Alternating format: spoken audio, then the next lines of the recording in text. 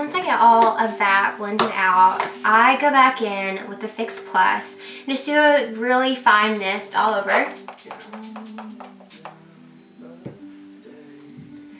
Let that kind of hang out for a minute. Okay. And for me, I don't use a ton of bronzer. I'm just not a big bronzer girl. I'm not great at contouring. So for me, just like everybody else in the world, I bought this Anastasia palette. I do love it. I do use some of the products. I'm not saying that I never contour. I just don't contour every day. Like I might do it like once a week. I'm not an everyday kind of contour person. But what I do, I just take an angled brush that you would typically use for blush, but I use it for this. And I go in with the center shade of the bronzer at the bottom, dip it in, kind of shake off the excess a little bit. And then I just go into, you know, the shadows of your face, just places where you want to create a little depth. Under your chin, jawline, blend down into your neck, add some color down there. I do just, you know, a little inside the nose, a little up and around the hairline.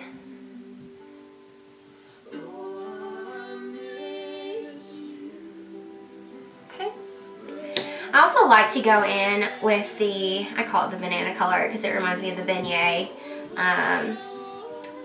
setting powder. But I just get my beauty blender, dab it in just a little, and then I apply that kind of as a brightening powder under my eyes. And I know some people might think, oh my gosh, that's so weird for you to use a beauty blender for powder. But I just really like the color payoff that I get with the beauty blender. I really haven't been able to do that with any other applicator before, so just keep using it for that.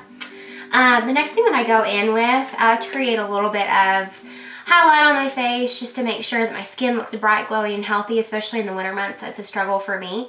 So what I use is the Hourglass Ambient Lighting palette. I kind of held off on this one for a while because of the price.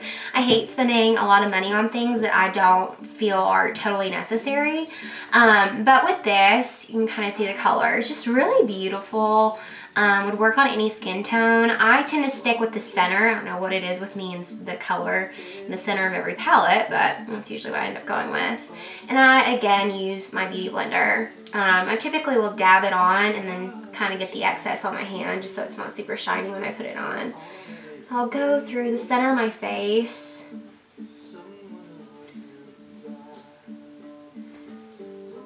Along my Cupid's bow.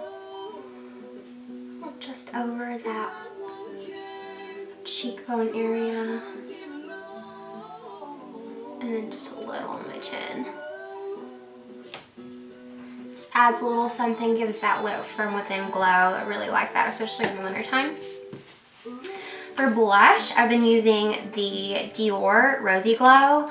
I got this during the Sephora Friends and Family, probably a month and a half, 2 months ago, and I've worn it every day since. I love this color. It's very natural looking. You know, you still get a little bit of that pink, but it doesn't look like Barbie cheeks. So definitely loving that. And this is the brush I'm using. It's the Real Techniques, the blush brush. I have a ton of these brushes. I typically tend to stick with the Sigma or the Real Techniques just because of the price. I feel like they're both reasonably priced. You get really great quality with both. So definitely think that those are, for me, the best brushes worth investing in. Okay, next I go for brows. Honestly, I feel like I'm a brow product junkie because I've gone through so many brow products, especially in the last year. I've tried the Dip Brow Pomade, I've gone through MAC powders and using a wax to set that with. I've tried everything, and I finally just went back to the Anastasia Brow Wiz pencil. For me, it creates the most natural looking brow.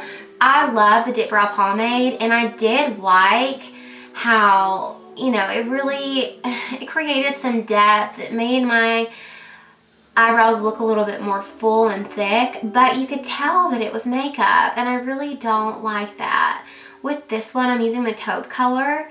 I feel like this color is probably what most people would use because my eyebrows are closer to like a brown than a blonde. And I've seen light blondes use this too, and it looked great. So definitely a good transitional color for most people. I kind of line them and then just go through and find like the sparse areas and just really lightly put it on.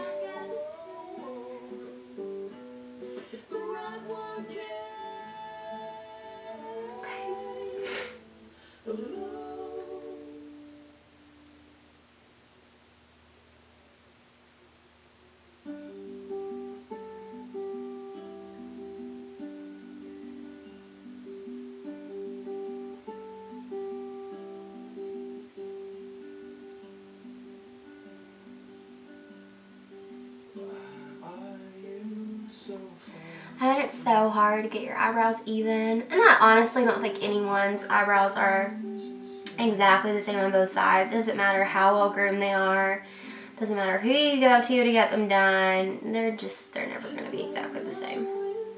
We're not meant to be symmetrical. Nobody's perfect. Okay, and then I go back in with the spoolie on the other end, which is another reason why I love this product. I have the Anastasia, just the actual brush that I had to buy when I bought the pomade. But I like that this is like a 2-in-1. You don't have to reach for another brush. Okay, for my eyelids, I have oily eyelids, which is so annoying because I feel like I work so hard on, you know, my eye makeup, and then I go back and it's creased, it's like sinking down. And I've tried different things. The best thing for me are MAC paint pots. I've used these since high school. Really great product. I've had